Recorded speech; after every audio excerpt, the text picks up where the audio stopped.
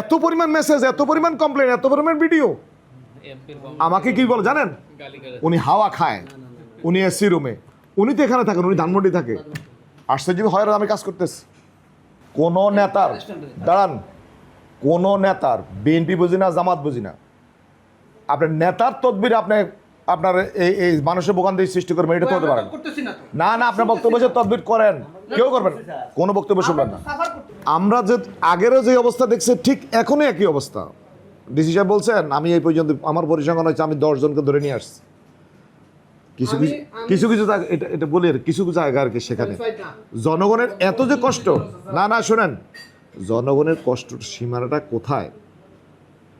আমার বক্তব্যে যে কিছু কিছু জায়গায় যে বললেন আমি 1 সপ্তাহ ধরে এখান থেকে অভিযান চালাবো, কিভাবে বসে ওখানে 2 মাথা দাঁড়ায় থাকবো আমি?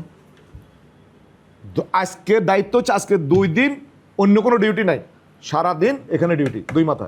এর পর কোন বাফের ছেলে দাঁড়ায়? আমি শেষ করি না রে ভাই, আপনার অনেক অভিজ্ঞতা আছে, কিন্তু এই জায়গায় কি হচ্ছে আমি বুঝতেছি না। এত পরিমাণ মেসেজ, এত পরিমাণ কমপ্লেন, এত পরিমাণ ভিডিও। আমাকে কি বলে জানেন? উনি হাওয়া খায়, উনি এসি রুমে, উনি তো এখানে থাকেন, উনি ধানমন্ডি থাকে। আশ্চর্য হয় আমি কাজ করতেছি। আমাকে অ্যাড করার দরকার নেই। আমি বলি আপনাদের অভিজ্ঞতার আলোকে কথা বলবেন। আমার কথা হচ্ছে এর পরে বিকল্প কি আছে সে কথা বলছি আমি। আপনারা যেটা বলছেন সেখানে একটা ব্রিজ হইতে আছে, এখন হচ্ছে ডিজাইনের মধ্যে আছে।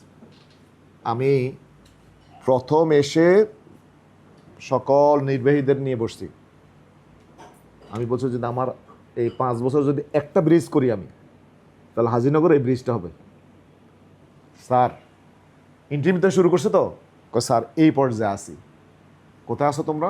স্যার এস্টিমেট হয়ে গেছে, সর্বশেষ ফোন হচ্ছে স্যার অলরেডি ডিজাইন হয়ে গেছে, এখন সয়েল টেস্ট হইতে আছে। আমার বক্তব্য হচ্ছে জনগণ তো ধৈর্যহারা, আমাদের তো প্রবলেম আছে, আমরা একটু সময় দিচ্ছি না। একটা ব্রিজ কি বা একদিনের মধ্যে হয়ে যায়, 1 সপ্তাহ হয়ে যায়, 1 মাস হয়ে যায়।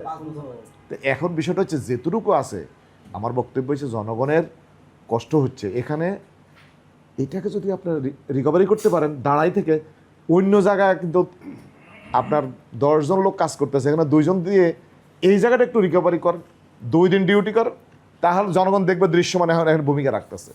74 দিন যাই আবার দেখেন বসেন, জনগণ বলতেছে আমাদের ভোগান্তি হচ্ছে, ওনারা আপনারা লিস্ট দিচ্ছেন। সালাম সাহেবরে একাধিকবার বলছি, এখন জনগণকে নিয়ে সালাম সাহেব ধরবো। এটা কিন্তু ইশাক সাহেবও বলছেন, ইশাক সাহেবের মাথায় আমি ঢুকাইছি, ওনাদেরও বলছি একই কথা। ওরিয়নের যে ডিভাইডার এত বড়, এটা তো আগের মিটিংও আমি বলছি, ডিভাইডার ছোট করে নিয়ে আসে যাত্রাবাড়ি চৌরাস্তা এখন পর্যন্ত কেন ভাঙাচোরা? এটা আমার বলো, কেন ভাঙাচোরা ওরিয়নের জন্য? উত্তর পাশ এবং দক্ষিণ পাশ এই জায়গাটা 100% পরিচ্ছন্ন করতে হবে। গত রাতের ঘটনা, আমি বঙ্গভবন থেকে বের হয়ে ইমার্জেন্সি আমি অফিসে যাব, 9:30টায় মিটিং, আমি আর যাইতে পারছি না। ফ্লাইওভার থেকে নামার পরে এটার সাথে সাথে হওয়ার কারণে কথা বলে ফেলতেছে, সেটা হচ্ছে উত্তর পাশ। ওই যে মসজিদের কথা বলছেন, কে বলছেন? ওই মসজিদের পাশ দিয়ে সব গাড়ি উল্টে আসতেছে, আমি আর যাচ্ছি না, যাইতে পারতেছি না।